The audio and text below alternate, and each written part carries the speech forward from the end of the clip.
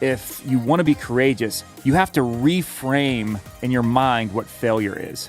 You're listening to the Dare to Be Different podcast, a podcast for people who want to live an extraordinary life. On this week's episode, Joe and I talk about what it takes to have courage. Enjoy. Welcome to the Dare to Be Different podcast. My name is Joe Altieri. I'm here with a special guest. At least that's what my mom says. That is what your mom says. You are special. Nicolas DeSarno. How are you today, Nicolas? I'm good. So we're doing this because, well, first of all, we have an interesting topic that we're going to talk about today, which I think is really, really pertinent to you. Some things that I've seen in your life that I think you can speak to. But the other thing is that we're kind of setting the seed, we're kind of planting the seed for a new podcast that you and I are going to be doing. So we don't have a name for it yet. We're trying to figure that out, but it's going to be, mainly about lessons that, that you can learn through my failures and successes and stuff like that. Some of the mentoring that we've done through the years. And, so it'll be, you'll be kind of the main host, which will be your, main co-host with me, have some other people in as well. But it's exciting. It is, man. I'm pumped for it. And when you're traveling, I'll just take over as the host. Yeah, there's no doubt in my mind. And for those of you that don't know, Nicolas is our project manager here at Flex Screen and Reflex Brands. And I'm pretty sure he actually runs the company and he just lets me think that I do. So, and you're also young, right? You just turned 21 not long ago. Yes. So, young guy, really, really, really capable, and just proud to have him as part of the team, and proud to have you on the podcast today, man. It's exciting. I've never been on this side of the camera in the past couple months. I know. So you were actually hired as a content creator about 2 years ago. Yes. So again, at your ripe old age of 19, you were brought in as a content creator, and you've just become over the last 2 years just completely indispensable to me personally, and then also to the company. So to the point where, for the most part, you run Reflex Brands. You run the social, the digital marketing company that we have. Yes. So, but for those of you, again, so that's a big introduction into Nicolas, who Nicolas is. But for those of you that maybe this is the first time you've listened to the Dare to Be Different podcast, the Dare to Be Different podcast is all about living an exceptional life. And we use 5 values that we think are important to having an exceptional life. And that is honest, passionate, adventurous, grateful, and healthy. And today I want to talk about courage. Ooh. Yes, courage. So because, truthfully, at 19 years old and having, kind of gone through the ranks of a growing company like you that we are, and you've been, side by side with me for the last couple of years, I've seen, I've seen your life, and especially your professional life, marked with courage. You just don't have. You don't have a lot of apprehension, at least that I can see. Maybe internal, there's a lot going on. But when there's a new task presented, you just grab it and you're like, all right, I'll figure it out. I'll go forward. And I think that a lot of young people wouldn't have that courage to do that. So I thought it would be a fun topic to explore a little bit. Yeah, I also have a hard time saying no. Yeah, so which is great for me. I appreciate that. So fun thing that my family did this last weekend. So we went up to, and this is going to be a multi-part series on courage, because I want to talk to Alicia. Alicia is my wife. She is also one of our co-hosts here, and I want to talk to her because she's going through some courageous things in her life, and I'm really impressed with her about what she's doing. But this past weekend, we went up to the Keystone Safari. Have you been up there? I have not. Again, we do plugs for things all the time. Keystone Safari, if you live in Western Pennsylvania, it's up around Grove City, and it is a fantastic little zoo. It's it's just a really cute place. We had friends with us that had little ones. They have giraffes? And they did have giraffes, and you could feed them like you were up high, and you could feed them like they were right there in your face. But one of the things they had was a ropes course. And Alicia, as soon as she saw it, she's like, I want to do the ropes course. I'm like, you do realize you're afraid of heights, right? like not just afraid a little bit, like deathly afraid. Like she goes up on a ladder and she starts sweats. Shaking. Yes. So, and she did the ropes course like a champ. Like you could see there was a little bit of nervousness, An apprehension, yeah. Yeah. But she hit it like a champ. And I was talking to the guide that was with us, and I'm like, have you ever had people like freak out in the middle of this? Like, what do you do? And he's like, yeah, pretty much we have to go hook up to them and pull them through the rest of the course. Like they just, Oh my gosh. he said it happens almost every day. People just freeze up and they just can't move on. So wait, how high up is it? Like Probably about 30 feet okay. or so. So it's not like 70, 80 feet No, up. no. This was, and Alicia we want to do like a bigger ropes course, higher and big zip lines and all that stuff. So this Yeah. was kind of like the entry into Gotcha. it, like a novice course. right. Are we going to be able to do this or not? So, but courage is a choice. That's one of the things that I've found through my life. Courage is a choice. I choose to do this thing. Yeah. Does that make sense? Yes. So, we have two like opposing emotions in our lives, fear and courage. It's always there. Like these two things are kind of going on all the time. Something new is presented, and we can either be afraid of it or we can be courageous towards it. Right. That kind of thing. I'm picturing Inside Out. I don't know if you've seen the movie, like Fear and Courage. Yeah, this is why we have a 21-year-old. He's going to talk about cartoons. But yes, I do. I know exactly the cartoon that you're talking about. Yeah, like that. I mean, it is a cartoon, but Disney did a very good job of portraying the differences. Like you have Fear, who's constantly scared about pushing a button during the movie, Right. And then Courage's like, I got it, and just smacks the button. Yeah, and one of the things I want to start with is talking about what courage is not. Courage is not the absence of fear. Yeah. Like fear is always there. Like it's Right. inherent. Like it doesn't go away. So courage isn't the absence of it. Like even going through the ropes course, and I'm not afraid of heights. I, early on in my life when I was about your age, back in the olden days, but I worked for my family's company who did racking and shelving systems in warehouses, and we would be 70, 80 feet up in the air, and Yeah, count me out with that. so I'm not afraid of heights, but even going through the ropes course, you get like a little nervous. You know what I mean?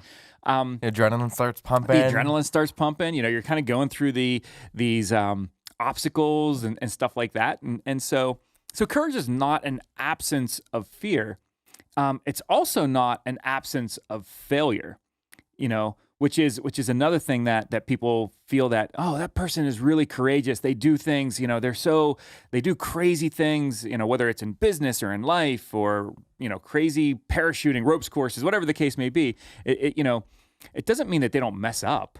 Right. It just means that, they have the courage to move past fear, past the failures and stuff like that. Yeah, I mean, you going into starting this company, that was a courageous move. You risked a lot, your financial well-being, your family's well-being to start this company. And that was a leap of faith, or you had a huge act of courage to do that. And people like look at you and they're like, oh, wow, he wasn't scared at all. But you've talked about before, you were terrified. I was absolutely terrified. You had no idea what was going to happen. Like, is this product that you made in your garage going to be something that people want to buy or other companies want? And almost every day you have to, you have to fight that fear 100%. I wake up every day. I mean, we're signing, big contracts and doing some of these things, and I'm going, am I doing the right thing? I have that fear in the back of my, like, what does tomorrow look like after I do this thing today? And so, yeah, I mean, fear, it just doesn't go away at all. But one of the things I want to talk about is, the basis for courage for a lot of people. And I'm talking about big courage, and I'm talking about like, this isn't like, jumping out of an airplane or something like that. Although that can play into this, but it's, the principles and values that you have in your life are kind of the basis for courage. Mm-hmm. So once you know what the right thing is, or the thing that you want in your life, it becomes a lot easier to make the decision to be courageous. Right. So again, you have, just use the jumping out of the airplane, right? Somebody goes, man, I want to have that experience of jumping out of the airplane. I want to have that selfie from my selfie stick as I'm flying down, or I want to have that adrenaline rush, or whatever the case may be. That's something in their life that they're like, hey, look, this is one of the value, being adventurous is one of the values I have in my life. So even though I'm afraid of it, I'm still going to get on that airplane. I'm still going to sit in my seat when it takes off. I'm still going to stand up when they say, hey, we're over the drop zone. I'm still going to, stand in that, et cetera, et cetera. You're making decisions along the way exactly to get to the end result. Right. Because that value, that thing that they wanted in their life is more important than the fear. But most people, and you've seen this again, even in the business side, and in your short tenure in the business side, most people want to do what is easiest. Right. The path of least resistance. Mm-hmm. Right. That is the default mode for most people. Yes. Which takes a very little amount of courage. I mean, there's the book, The Narrow Gate, like walking Mm-hmm. through the narrow gate. A lot of people go through the big, wide open gate because it's easier, but the narrow gate actually has a better path down the road. So getting through that is hard, but once you get through it, everything else seems easier. It's just like getting over a hurdle in life, getting over your fear, as you're saying. Like once you get past that, once you step out of that airplane and you start falling, the worst is over. Hopefully. So what is one of the most courageous things? I'm curious. What is one of the most courageous things that you can think of? Oh man, you're putting me on a spot here. I have I no know. idea. Have you jumped out of airplanes? Have you done anything? Oh no. No. I get hurt here on the ground. Me going above this now. I have no idea, honestly. What's funny is you probably don't see this in yourself, but you've had conversations with some of my biggest customers, like customers that are, billion-dollar companies, and you're talking to vice presidents and directors of those companies. And, for most people, that would be terribly, terribly frightening. But you just kind of take it in stride. Like you don't seem to have, like you have the courage to talk to them and just engage with them without having like, oh my goodness, I'm a 21-year-old kid, Yeah. I guess that kind of comes in like my entire life. I've always been the kid. Even when I was little, I was talking to the adults. Like when my parents went out and they saw their friends, I wasn't hanging out with their kids. I was sitting at the adult table. I was always talking to adults. So I guess in my 20-year-old life, that's kind of the same thing. Like these people are still 40, maybe even 60 years older than me. And I'm fine talking to them because it's what I've been used to my entire life. How many 80-year-olds are you talking to? Like I'm not like we have a couple clients that are in their 80s. I'm just gonna say.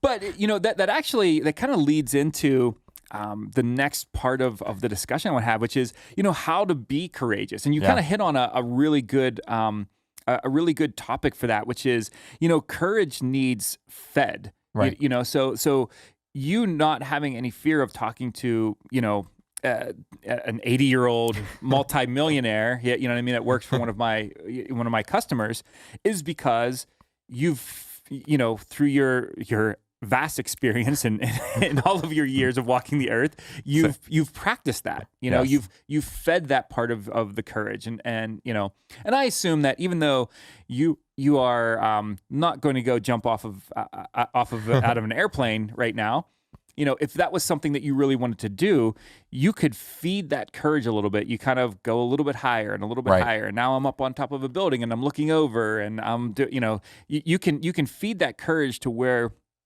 these little baby steps aren't that big chunk of you're not going straight from walking on the ground to jumping out of the airplane. Right. You're not going from I've never talked to an adult before, a business person before, to now I'm talking to CEOs of Fortune 500 companies. Right. So, it still is nerve-wracking because you don't like. I feel like I always say, because I'm young. I haven't had I'm still, I guess, immature, and I might say the wrong thing or say something I shouldn't have said, and that's nerve-wracking to say, what if I say this and that actually comes back and can affect you because I said I made a promise or I made a statement that it's like that I wouldn't have done. Yes, yep. Or we can't live up to those standards. Like there's that constant in the back of my head, always a fear, even not just talking to your customers, but even at the Reflex. When I'm talking to these Reflex clients, like I have to make sure that everything I say to them is actually what we can do and not over-promising. I mean, that's one of the things that people do. They overpromise and they underdeliver. Like, and from the time that I started actually really getting into this role of running this part of your company, you've told me from day one, always promise what you can do and then overdeliver. Underpromise, overdeliver. And what about failure? So again, let's talk about that, because feeding the courage, doing small steps, courage. Again, going back to the first point, you can't. Courage isn't something that you like store up, like what I mean. Like, I'm going to store this up and then use it when I need it. Like, no, you use it up and then you get more, right? Yes. So you use it and then you get a little bit more courage, and you get a little bit more, and you use it, and you know. Yep. So it's one of those things. It's almost like working out, So, with your, when you're lifting weights or something like that, you get fatigued, and then 2 days later you have more muscle. Like the fibers actually break down, and then you actually get bigger muscles, and you become stronger through use. Not like, I'm not going to use any of my muscles and then expect to be strong in 3 weeks, because I stored this all up. Courage is like that. Yeah, you store it all up and like, oh, I got to lift this couch. Hang on, let me turn my muscles on. Right. But, talking about failure, one of the things that, there's a lot of young people that work here. Yes. I think I've been pretty clear about failure. Like, do it, go out there and mess up. And if you're going to mess up, you learn from it. So fear of failure is a big part of being courageous, overcoming that fear of failure. Yeah. And I had a big failure 2 years ago when I first started working for you. I designed the wrong brochures and sent them off to the printer. It cost thousands of dollars for the wrong brochures. It did, yes. As a matter of fact, I don't even think you were like an employee yet. No. That was before. It was just like, hey, here's a design project. And you're like, oh yeah, I got it, no problem. And I'm like, dude, these are all wrong. And I still hired you. So Yes. think about that. And I'm still here today. And you're still here today. But I guarantee you. So to get hired here, you have to fail first. You just mess up big. But how many brochures have you messed up since then? None. I don't remember one, over the last couple of years. So, failure is, to me, and I think to everyone here, and I think that this is kind of an overreaching or over, I don't know the word, but this is just an umbrella. And this is one of those statements that I have is, failure isn't bad. It's a learning tool. Right. And it's like, and I think that that's one of the things that, if you want to be courageous, you have to reframe in your mind what failure is. Yes. People are so afraid of failing because they're worried about the repercussions, which of course there's always repercussions, you know what I mean? They're worried about what other people will think, blah, blah, blah, all those types of things. But when you reframe it in your mind and say, failure isn't bad, it's actually an asset. Mm-hmm. It's actually something that's good. It's a learning tool so that I make sure that I'm better tomorrow than I was today. It really changes something. In your mind. And some failures are very expensive. So, who cares? You know what I mean? Like, great. We've all done it. I've paid a price for that failure. I'm going to learn from it 100%. So you have to, reframe failure. But then I think the other side of it is, to be courageous, you have to accept that failure is inevitable. To your point, we've all done it. We will all do it again. Every single one of us will fail. Probably today in some form or fashion. We'd like to think that we have control over our lives, right? No one wants to feel that they don't have control over their lives. Oh, absolutely. Right? I'm a huge control freak. I want to know every single thing that's happening in my life. And when I don't, I lose it. I'm like, I need to have control over this situation. Right. Perfect example of my control. I never let anybody else drive anywhere. Like, if I'm going somewhere, I want to drive because I want to have control, just in the slightest fact, to be able to leave or go anywhere else I want. It might be stupid, it might be weird, but it's a part of control.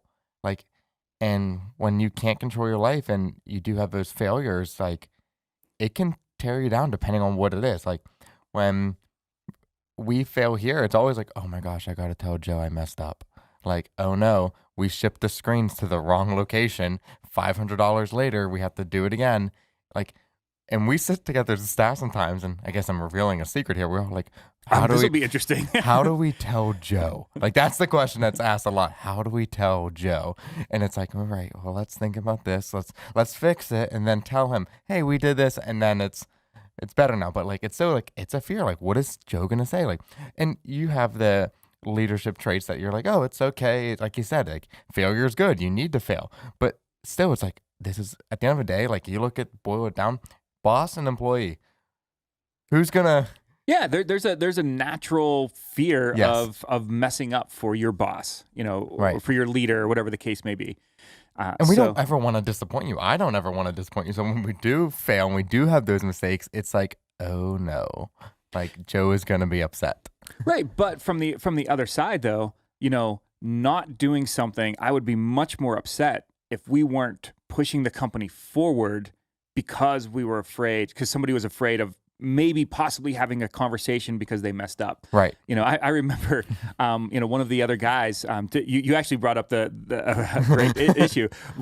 It cost us $500 because he shipped the wrong screens to the wrong place or something like that. And he's like, oh, just take it out of my pay, fire me, whatever the case. I'm like, that lesson cost me $500. Like, are you going to do it again? Nope. I'm like, oh, great. We learned from it. It was $500. Move on. You know what I mean? Right.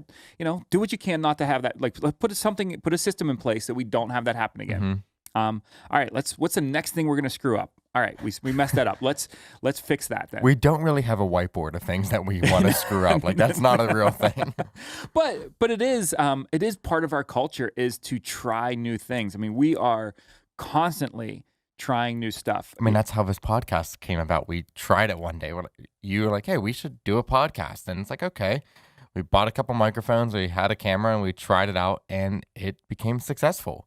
Like, really, that's how we got everything. That's why I have a job here in the first place. You wanted to try doing stuff on social media. You wanted to try doing more videos, and it grew from there. Like, if you weren't taking those risks in trying those new things, and none of us would be here, you'd have a typical staff. You'd have your admin people, you'd have your finance people, and that's it.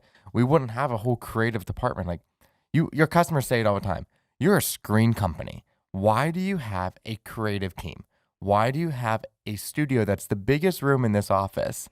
And it really shows who you are and how you're a vision person, and you actually think about what the future is. And the future is video. Like, people said to you when coronavirus happened, did you like have a crystal ball because we were set up for live streams and webinars a year and a half ago? Like, that just speaks to you taking that risk, having faith that something's actually going to come of this and it's going to be worth it in the long run.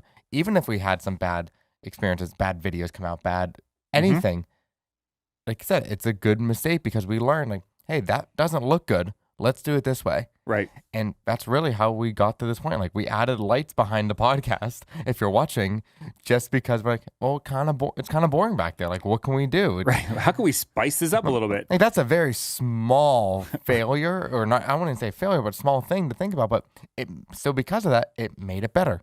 Right. And it's constantly improving. Yeah, and think about how many times we've, to your point, how many times we've messed up. We could have. Now, again, luckily, at least from my perspective, we're right more times than we're wrong, which is good. Right.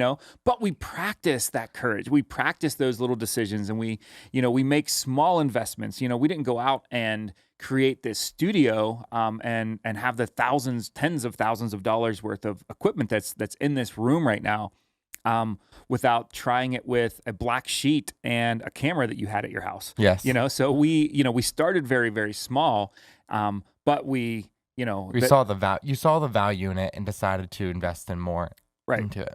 And it kind of goes back to, the principles and values that I feel our company should have. Like, we want to be on the cutting edge of marketing. We want to be, on the forward side of what's happening in our industry. Again, we're in the window and door industry. There's not a lot of innovation when it comes to products, or, no offense if you're listening and you're in window and door industry, there's not a lot of, cool cutting edge things in the window and door industry.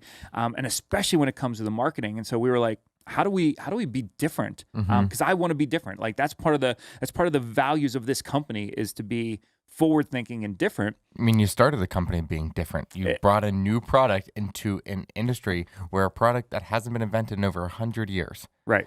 That's different already. So why would you stop being that way? Like, that's who you're known as. You're known as the guy who's been different, who brought this new disruptor in. Right. So now you come in with this marketing stuff and you're selling a product online. You're like, what other company out there is selling window screens, just window screens online, and not just selling them, but investing in Google ads and Facebook ads and digital marketing?